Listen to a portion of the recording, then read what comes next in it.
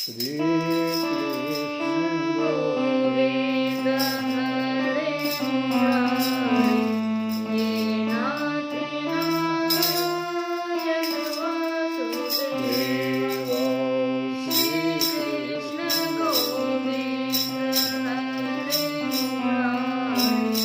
Murari Nath Narayan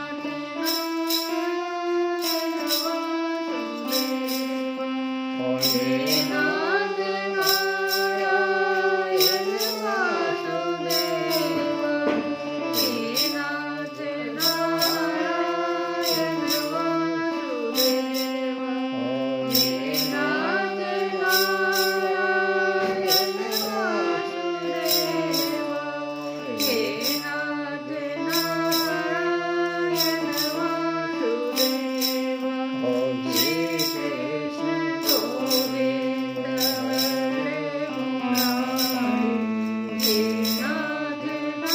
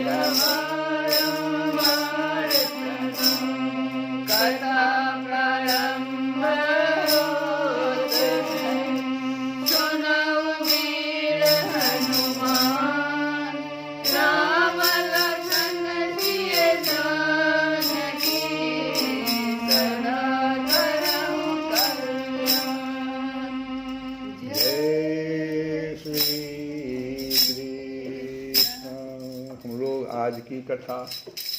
एक अद्भुत फल बेचने वाले की कथा। एक बुढ़िया है फल विक्रयणी। वो कदली, बदरी, पीलू, नारंग आदि विविध फलों से परिपूरित टोकरी को फल विक्रयणी ने अपने सिर से उतार कर भूमि पर रख दिया और वहीं अश्वत्थ की शीतल छाया में वह विश्राम करने लगी। एक तो वृद्ध शरीर, दूसरे बोझल टोकरी का भार, वृद्धात्यंत श्रांत हो गई है। ऋतु भी कैसा है तो हेमंत ऋतु है। तो हेमंत के शीत में भी उसके ललाट पर प्रस्वेद कण झलक रहे हैं। वह सोच रही है कि आज कैसा समय है, मध्याह्न हो चुका है। जिस समय अरुणोदय हुआ था, ओस बिंदु सर्वत्र बिखरे पड़े थे, उस समय वह घर से चली थी और तब से वह अभी तक क्या पुकार लगाती है तो फल ले लो जी फल, फल ले लो जी फल, पुकार लगा रही है। कैसा आज समय। ब्रजपुर की बीचियों में घूम रही है और कोई भी आज उसका ग्राहक नहीं है। किसी गोप शिशु ने उसके आह्वान का उत्तर तक नहीं दिया। कोई भी ब्रज पुरंधरी फल का सौदा करने नहीं आई। अभी तक बोहनी भी नहीं हुई है। बड़ा निराशा उसके मुख पर है। वह सोचने लगती है क्या आज का दिन ऐसे ही समाप्त होगा। पता नहीं किसका मुख देख कर उठी थी। अब देखो इसी समय क्या होता है कि अश्वत्थ पत्र चंचल हो उठते हैं। जिस अश्वत्थ पत्र के नीचे वह बैठी हुई है, वो अश्वत्थ पत्र चंचल हो उठते हैं, मानो संकेत कर रहे हो, नहीं नहीं फल विक्रयणी निराश मत हो। अरे आज तो तेरे जीवन सौभाग्य का परम पुनीत सर्वोत्तम समुज्वल प्रभात है। आज विश्व ब्रह्मांड, अनंत विश्व ब्रह्मांड के मालिक ही आज तुम्हारे आगे हाथ पसारेंगे। तू घबरा मत। क्षेत्र वाटिका की अपार धान्य राशि की ओर देखकर वृद्धा ने फिर सोचा, तो क्या इसका एक कण भी मेरे भाग्य में आज नहीं है। बहुत बड़े वाटिका को देखा उसने। बस इसी क्षण मानो इसी के उत्तर में, अरे एक कण नहीं आज तो इस समस्त धान्य लक्ष्मी का स्वामी स्वयं तेरे भाग्य में आ रहा है। और अभी अभी श्री कृष्णचंद्र ने अपने हाथों बनाए हुए जो धान्य घरौंदा था उसको मिटा दिया था। इधर उधर अंजलि भर भर कर धान बिखेरने लग गए थे। वृद्धा जब अश्वत्थ की छाया में आई भी न थी, उसके पूर्व ही श्री कृष्णचंद्र नंद भवन के उत्तर द्वार से निकलकर धान्य स्तूपों के समीप आ गए हैं और धान्य क्रीड़ा कर रहे हैं।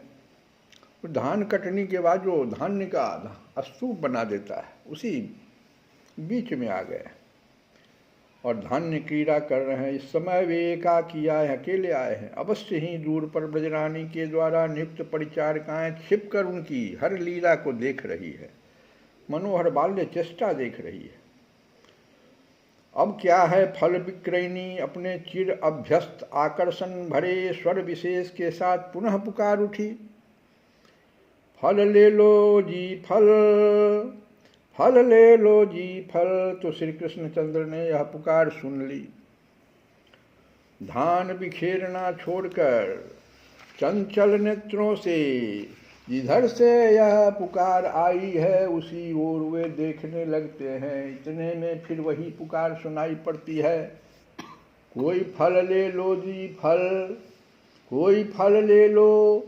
इस बार वे अतिशय शीघ्रता से धान्य के स्तूप से कूदकर उसी दिशा में दौड़ पड़ते हैं। वे सोचते जा रहे हैं फल क्या होता है। ये कौन है जो कहती है फल ले लो, फल होता क्या है। चलो देखते हैं क्या है। अब जो फल वाली नंद भवन की ओर देख रही है, सहसा उसने क्या देखा। वाटिका प्राचीर के क्षुद्र द्वार पर एक बालक खड़ा है। तेरे द्वारे खड़ा भगवान, भगत भज दे दे जोली। देखो, भगवान आज स्वयं उसके पास खड़े हैं।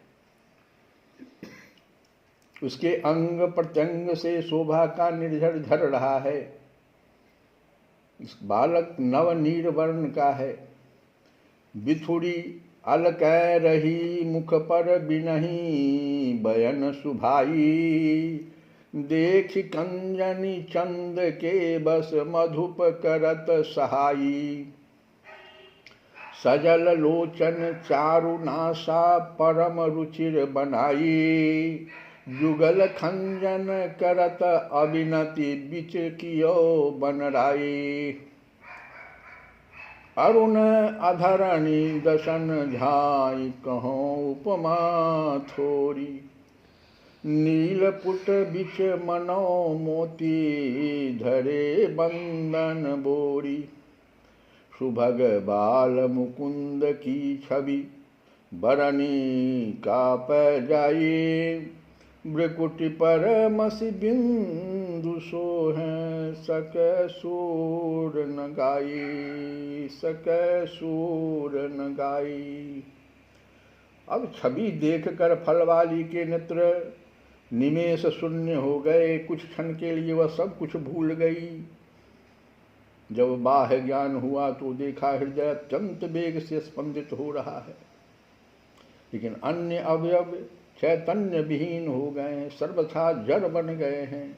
और वह बालक, वह तो अभी भी ज्यों का त्यों वही द्वार पर खड़ा है, तथा अपनी दक्षिण भुजा उठा उठाकर अंगुलियों को हिला हिलाकर मुझे ठहरने के लिए संकेत कर रहा है। वृद्धा ने पुलिंद निवास स्थली में अपने ग्राम में ब्रजेश पुत्र के अतुल सौंदर्य की चर्चा सुनी है। पहले सुनी है कि ऐसा एक बालक है, लेकिन आज देखी, अब तक देख न सकी थी। दर्शन का यह प्रथम अवसर है। और देखते ही वह विलंब जान गई कि यही नंद पुत्र है। अतृप्त नयनों से वह उनकी ओर देखती रहती है। उसके प्राणों में कंपन हो रहा है, नेत्रों में जल भरता जा रहा है। वह चाहती है कि एक बार पुकार कर कहूं, नंद लाडले इधर आओ, पर कंठ सर्वथा रुद्ध सा हो गया है। वाक शक्ति लुप्त हो गई है। निरुपाय विवश व्याकुल हुई वह वहीं चित्र लिखी सी रह जाती है। श्री कृष्णचंद्र द्वार लांघ कर उसकी ओर चल पड़ते हैं। पग के नूपुर रुंझुन रुंझुन करने लगते हैं, और वह सोच रहे हैं कि कहीं मेरा यह रुंझुन रुंझुन सुन तो नहीं कोई रहा है, क्योंकि जननी मुझे बाहर जाने नहीं देती है। तो बड़ा धीरे धीरे आगे बढ़ रहे हैं, और उनको अपने निकट आया देखकर फलवाली के रूम पुलकित हो उठते हैं। उसका आनंद विगलित हृदय आंसू बनकर नेत्रों के पथ से बह चलता है। श्री कृष्णचंद्र आश्चर्य में भरकर सोचने लगते हैं, यह रोने क्यों लगी। भाव तरंगिनी के बढ़ते हुए वेग को किसी औचित्य शक्ति ने उद्देश्य विशेष से कुछ क्षण के लिए मानो सहसा रोक सा दिया। फिर कुछ देर के बाद फल विक्रयणी को धैर्य हो जाता है। वाणी की शक्ति भी जाग उठती है, और असुरपूरित कंठ से वह बोली, फल लोगे। उत्तर में श्री कृष्णचंद्र ने अपने घन कृष्ण कुंचित कुंतल राशि मंडित सिर को सुकृत की मुद्रा में हिला मात्र दिया।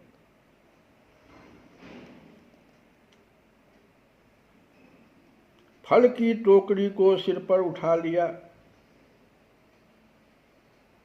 अब तक बैठी थी पर अब उठ खड़ी हो जाती है। क्या करने जा रही है वह स्वयं नहीं जानती। फल की टोकरी सिर पर लिए वह खड़ी है, नेत्रों से अश्रु के प्रवाह बह रहे हैं, कुछ भी बोल नहीं रही है। एक विचित्र सी मुद्रा।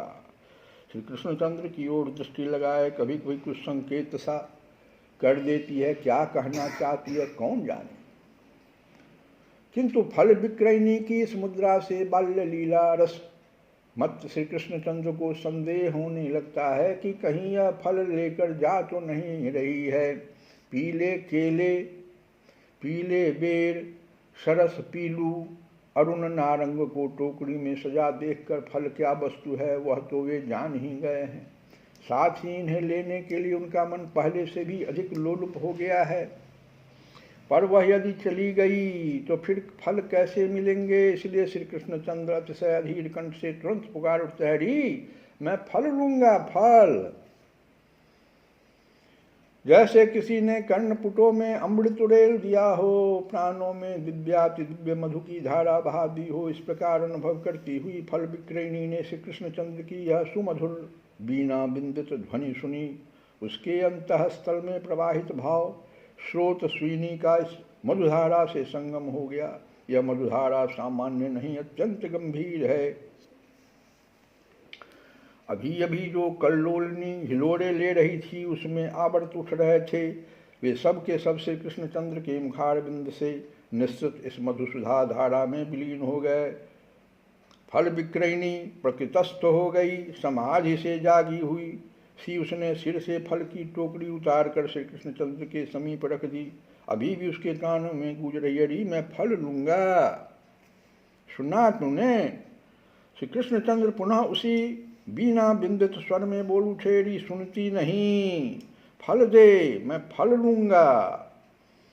इस बार फल वाली में भी उत्तर देने की शक्ति लीला शक्ति ने ही भर दी। वह बोली, नंद पुत्र तुम फल लोगे, अच्छी बात है, फल लो, मैं तुम्हें फल अवश्य दूंगी, पर यह बताओ फल के मूल्य में मुझे क्या दोगे। यह कहते कहते ही फल वाली का कंठ पुनः भर जाता है। श्री कृष्णचंद्र भी चकित से होकर उसकी ओर देखने लगते हैं, क्योंकि मूल्य क्या वस्तु है वह तो समझ नहीं पाते। ओह, यह सर्वज्ञ सर्ववित श्रुति से निर्दिष्ट मूल्य क्या है वो तो क्या जाने जी, इसका मूल्य मांग रही है। श्री कृष्णचंद्र ने इस बार अत्यंत उतावली भरे स्वर में कहा, मूल्य?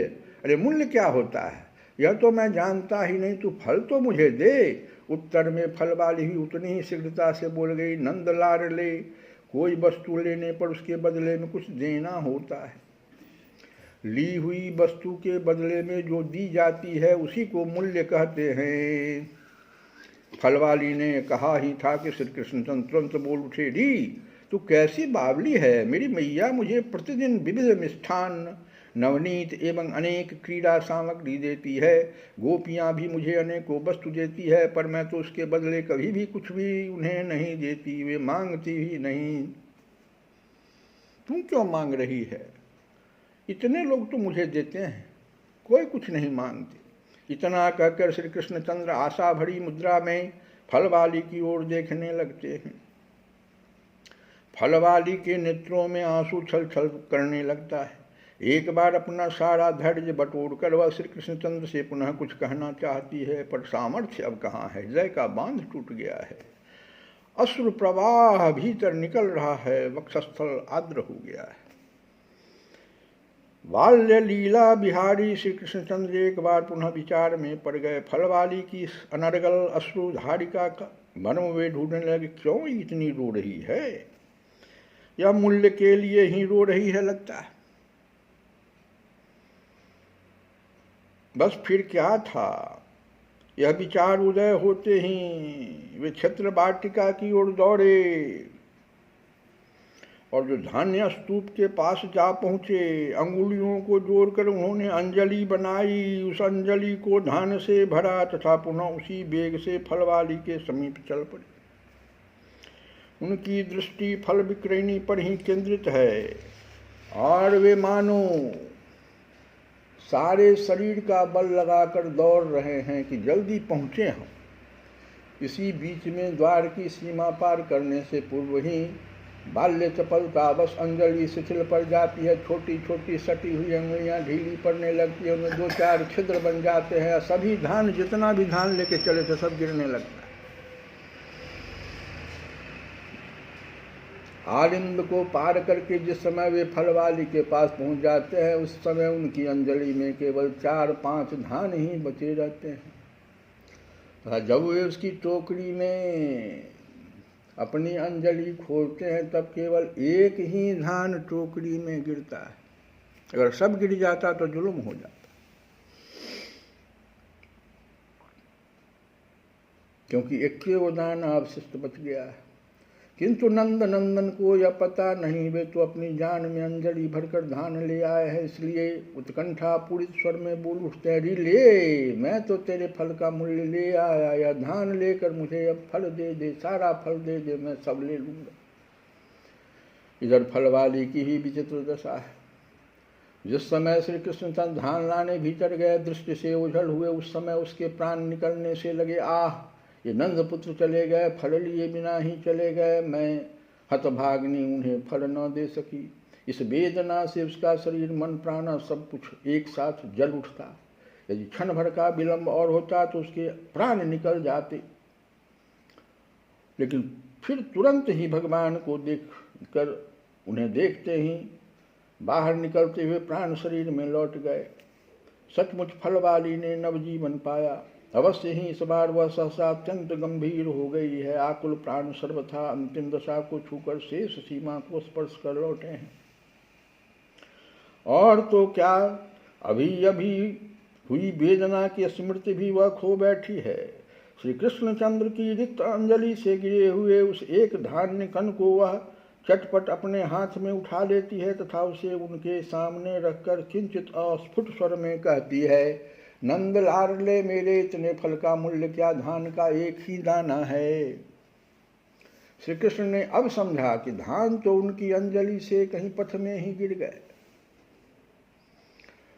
और नैनों को घुमाकर पीछे की ओर देखा। उन्होंने धान्य की एक रेखा सी बन गई है। एक साथ ही आशा, निराशा, उत्कंठा, अवसाद की छाया श्री कृष्णचंद्र के मुख कमल को छू भी लेती है। वे सहसा साहस बटोरते हुए से अविलंब बोल उठते हैं, देख फलवाली, मैं धान ले अवश्य आया था, पूरी अंजलि भरकर ले आया था, पर दौड़ते समय वह गिर गया। अब मैं फिर लाने जाऊं तो संभवतः मैया देख लेगी, वह आती ही होगी, इसलिए तू मुझे आज फल दे दे, फल देकर घर चली जा, फिर किसी दिन आ जाना, मैं अवश्य इसका मूल्य तुझे दे दूंगा। यह कहकर आशा भरी मुद्रा में वे फलवाली की ओर देखने लगते हैं। और फलवाली भी श्री कृष्णचंद्र की अत्यंत मधुर सरलता से ओतप्रोत इस उक्ति को सुनकर बोली, नंद नंदन, मेरे जीवन में दूसरा दिन होगा तब तो आऊंगी। कहते कहते फलवाली के नेत्र पुनः भर आए, कंठ गदगद हो गया, रुद्ध कंठ से बोलती गई, नंद लाडले, कर्मों के फलस्वरूप विधाता ने मुझे चांडालनी बनाया। गोपियों की भांति मेरा अधिकार नहीं कि तुम मेरी गोद में आ सको, मुझे माँ कह सको। इस मलिन देह से यह अधिकार मिलने की आशा भी नहीं है। कदाचित इस जीवन के उस पार फलवाली बीच में ही सुबुक सुबुक कर पुनः रोने लग गई। श्री कृष्णचंद्र फल विक्रयणी की बातों को अच्छी तरह समझ नहीं सके। चांडालनी क्या होती है, अधिकार क्या वस्तु है, भला क्या जाने, पर इतना तो उन्होंने समझ ही लिया कि इसकी गोद में चले जाने से और माँ कहने से यह प्रसन्न अवश्य हो जाएगी। इसी तरह की कुछ बात उसने कही है, इसलिए कुछ सोचकर वे तत्काल बोल उठे, अच्छा री सुनती है, यह बता जी, मैं तेरी गोद में चढ़ जाऊं और तुझे माँ कह दूं तो क्या तू मुझे बिना मूल्य लिए ही फल दे देगी? उत्तर में बरबस फल विक्रयणी का सिर स्वीकृति की सूचना देता वो हिल गया। उसने जानकर हिलाया नहीं। श्री कृष्णचंद्र ने एक बार चारों ओर दृष्टि डालकर देखा और फिर भुजा उठाकर लपक कर फलवाली की गोद में जा चढ़े तथा उसकी ठोड़ी का स्पर्श करते हुए बोले, माँ अब फल दे दो। ओह, अगणित योगिंद्र मुनिंद्र जन्म जन्मांतर व्यापी अथक प्रयास करके ध्यान में भी जिनका स्पर्श नहीं कर पाते, श्रुतियाँ जिन्हें ढूंढते ढूंढते थक जाती है पर अंत नहीं पाती, वे ही स्वयं भगवान पुरुषोत्तम श्री कृष्णचंद्र सर्वथा साधनहीना चांडालनी की गोद में उठकर उसे माँ कहकर फल मांग रहे हैं। अनंत करुणार्णव तेरे इस कृपा वैभव की जय हो, जय हो। अब फल विक्रयणी तो अखंड अनंतकालीन परमानंद समाधि में विलीन हो गई। इसके पश्चात बाह्य दृष्टि में उसके हाथ पैर एवं मुख से इतनी सी ही क्रिया संपन्न होते हुए आकाश पथ में अवस्थित देव वृंदों ने अवश्य देखा। तुरंत ही श्री कृष्णचंद्र उसकी गोद से उतरते हैं, उसके आगे अंजलि फैलाकर खड़े हैं। ठीक वैसे ही अंजलि है जिससे सारे धान गिर गए थे। उसी अंजलि में फल विक्रयणी दोनों हाथों से फल भरने लगती है। उस छोटी सी अंजलि में ही फल विक्रयणी की टोकरी के सारे फल समा गए। अब तक श्री कृष्णचंद्र की रिक्त अंगुली से गिरा हुआ वह धान्य कण फल विक्रयणी की अंगुलियों में दबा था, वह टोकरी में गिर जाता है, पर गिरते ही एक अमूल्य रत्न के रूप में परिणत हो जाता। दूसरे ही क्षण समस्त टोकरी नानाविध अनमोल रत्नों से परिपूर्ण हो जाती है। फल विक्रयिणी तस्यच्युत धान्यम करद्वयम फलैर्पूरयत रत्नैः फलभाण्डमपूरि च। फल विक्रयिणी उठी, रत्न परिपूरित टोकरी को सिर पर रखा, हाथों से उसने श्री कृष्णचंद्र को संकेत किया। उत्तर में श्री कृष्णचंद्र बोले, नहीं नहीं, तू चिंतित मत हो। क्या मेरी अंजलि से धान गिर गए, इसीलिए फल भी गिर जाएंगे। इन फलों को तो मैं खाऊंगा। वृद्धावनमत्त सी हुई चल पड़ती है। एक सरोवर के तट पर टोकरी उतार कर रखती है। अनिमिलित नेत्र रखकर हाथों से रत्नों को टटोलती सी, फिर रत्न सहित टोकरी को सरोवर के अगाध जल में फेंक देती है।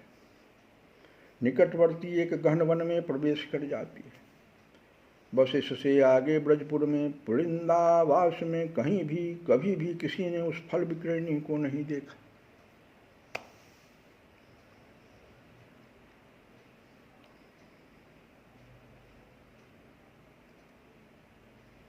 ये सारी लीला जो दासियां परिचारिकाएं थी वो देख रही थी। रुंझुन रुंझुन नुपुर की ध्वनि करते हुए जिस समय श्री कृष्णचंद्र उत्तर द्वार से ब्रजेश प्रसाद में प्रवेश करने लगे, उस समय दासियां हंसी न रोक सकी, खिलखिलाकर हंस पड़ी। चकित होकर नंद नंदन उनकी ओर देखने लगे। इसी समय यशोदा रानी भी वहां पहुंची। पुत्र को अंजलि भरे फल लाते देखकर वे खड़ी हो गई।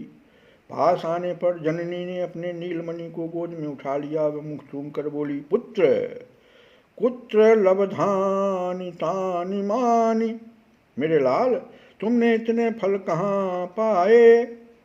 तो कृष्णचंद्र ने सरलता सने किंचित अस्फुट स्वर में उत्तर दिया, मेरी मैया एक फल वाली आई थी। फल भार से लदी हुई उसकी टोकरी थी। सचमुच मैया वह बड़ी अच्छी थी, धन्य है वह, मुझे तो अच्छा प्यार करने लगी। उसी ने मूल्य में धान्य लेकर ये सारे फल मुझे दे डाले। दासियों ने हंसकर ब्रजेश्वरी से कहा, नंदरानी श्री कृष्णचंद्र को छूना मत, भला इसने चांद डालने की गोद में जाकर उसे माँ कहा है। मैया बोली, विधाता करे मेरा नीलमणि जगत की सारी स्त्रियों को माँ कहे और उनका अमोघ आशीर्वाद पाकर चिरंजीवी हो। कहते कहते मैया के नेत्र कोयों से 2 बिंदु अश्रु छलक कर श्री कृष्णचंद्र के मस्तक पर जा गए।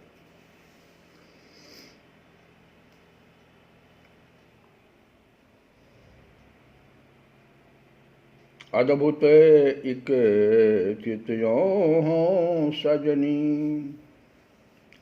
नंद महर के आंगनरी। अद्भुत एक चितयों सजनी, नंद महर के आंगनरी। सुमनि रखी अपुन पोखोयो, जय मथानी मांगन रे। अद्भुत एक चितयो सजनी। उस दिन जब नंद रानी अपने नीलवनी को बीच में बैठाकर ग्वाल बंधुओं में फल वितरण कर रही थी। उसी समय एक नववधू अपनी सास की आज्ञा से मथानी मांगने नंद भवन आई थी। वही गा गा के सुना रही है। अद्भुत एक चित यो हूँ सजनी नंद महर के आंगन ली, सो मैंने रखी अपुन पाँव खोई गई मथानी मांगन ली, गई मथानी मांगन। बाल दशा मुख कमल बिलोकत कछु जननी सो बोलरी, प्रगटति हसत दंतुली मनु सिपज दमकी दूरे दल ओलरी। सुंदर भाल तिलक गोरोचन, नीली मस्ती बिंदु का लागोड़ी, मनु मकरंद अचय रुचि के अली, सावक सोई न जाग्योड़ी। कुंडल लोल कपोल निझलकत, मनु दर्पण में धायरी, रही बिलो की बिचारी चारु छवि, परिमित कहूँ न पायरी। सो मैंने रखी अपन पाँव खोयो गई मथानी मांगनरी। मंजुल तारण की चपलाई, चित चतुराई कर सैरी, मनो सरासन धरे कर स्मर, भौह चढ़े सर बर सैरी। जलधि व्यथकित जनु काग पोत को, कुल न कबहूँ आयोरी। न जानू की अंग मगन मन, चाहि रही नहीं पायोरी। ओ कह लगी कहूँ बनाई बरन छवि, कह लगी कहूँ बनाई बरन छवि। निरखत मन गति हारी, हो निरखत मन गति हारी। सूर श्याम के एक रोम पर, दयो प्राण बलिहारी, हो देयो प्राण बलिहारी। अद्भुत एक चित यो हूँ सजनी नंद महर के आंगनरी, सो मैंने रखी पुन पाँव खोयो गई मथानी मांगनरी। श्री कृष्ण गोविंद हरे मुरारे, हे नाथ नारायण वासुदेव।